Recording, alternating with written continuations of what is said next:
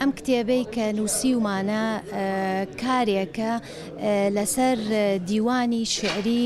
شێرکۆبێکەس کە بە ناونیشانی ئیستا کچێ نیشتیمانە کارمان کردووە و بریتیە لە چەند لێکۆڵینەوەیەکی ڕەخنەیی تازەگەری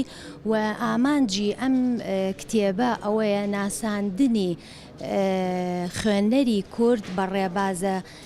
ڕەخنەیە تازەگەراییەکان وەکو بنیادگەری و پاش بنیادگەری و لە هەمان کاتیشدا بە پراکتیزەکردنی تیۆرە ڕەخنەیە تازەگەراییەکان و ناساندن و دەرخستن و دەستنیشانکردنی پێگەی ئەدەبی و شعری و ڕۆشنبیری شاعری گەورەمان شێرکۆبێکەس و هەوڵەکانی بۆ تازەگەرایی دەقی شعری کوردی نوێ. ئەم کتێبە خۆی لە خۆیدا کە بە نێوی فرەخوێنەوەی لە دەقی ساکچێک نیشتیمانمەی گەورە شاعری کورد شێرکۆبێکەس سێ ئامانجی سەرەکی لە خۆ دەگرێت. یەکێک لەو ئامانجانە بریتیە لە ئاشنابوون و ناساندنی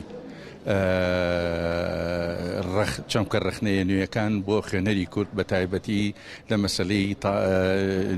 بنیادگەری و دوای بنیادگەری و تازەگەرایی کە هەتا ئێسا وەک پێویست یان وەک پراکتیک کارێکی زۆرمان لەسەری نەکردووە. خاڵی دووهەمیان ناساندنی تاچی کورد بۆ خۆی لە ڕێگەی نیشتیمانەوە واتە ئایا تاک خۆی چۆن هەڵسەنگێنێنە ناو نیشتیمانە و دواتر چۆن ئەتوانێت نیشتیمان هەڵسەنگێنێ ئایا ئەو نیشتیمانە کە چەنەهای ساڵە لە هزر و بۆ مێشکی تاکی کوردایە بەو جوانیە ماوەتەوە یان پارێزگاری لێکراوە یان هەرسی هێناوە و هۆکاری ئەو هەرسانە چین کەوای لە نیشتیمان کردووە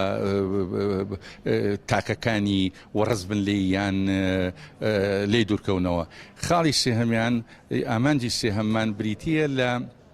دەرخستنی تواناکانی شێرکۆبێکەس لە ڕووی تەکنیک و هونەر و زمان و ناوەڕۆک و هەڵوێستەی خۆشی بە تایبەتی لە دوا قۆناغەکانی ژیانیدا.